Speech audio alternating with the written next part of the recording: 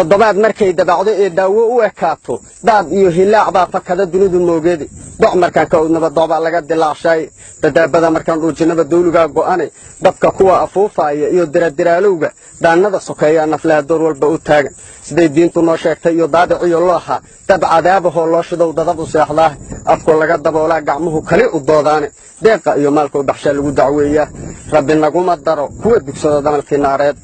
afartaa da'diyo wowga iyo dulucdii koobaad dheh dakanada sokeeyaha midaan uga dardaarmaa dheh daawada tolkoon jecel iyo daacaddaan qabay dheh afar kalena aan soo dulmaro ee dardaar weliyo durduriyo sawaxan lama rabay aan danta abbaaro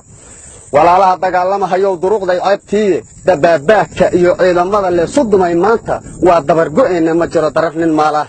digsi laba iskula soo kortoo dirirtay weeyaane waa naagaa dimaasheed lehee doox ninkii qabay waa diintii oo laga bixiyo dacariyo dhunkaale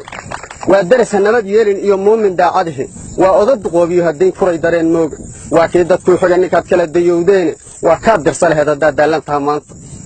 waa kii dawayn kaa mudnaay daqaar markuu gaaro waa kaad difaac geli laheed maalin dirireede waa geed dugsoon iyo tolkaa doorka ku aheede darka ceelka goortay timaa dacar madowleydu waa kaad u daydayee laheed dawliga humaaga